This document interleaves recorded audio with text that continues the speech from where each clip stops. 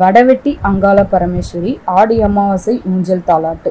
விழுப்புரம் மாவட்டம் சேத்துப்பட்டு அடுத்த வடவெட்டி அங்காள பரமேஸ்வரி கோயிலில் ஆடி மாத அமாவாசை ஊஞ்சல் தாலாட்டு விழா நேற்று நடந்தது.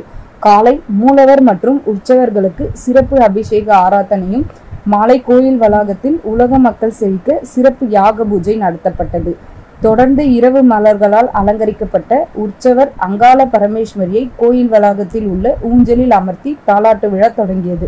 அப்போது அம்மனுக்கு உகந்த பக்தி பாடல்கள் பாடப்பட்டன. பின்னர் அம்மனுக்கு வான வேடிக்கையுடன் சிறப்பு தீபார்த்தனை நடத்தப்பட்டது.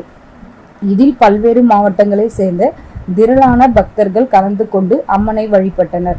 பக்தர்கள் எல்லோரும் அன்னதானம் வழங்கப்பட்டது.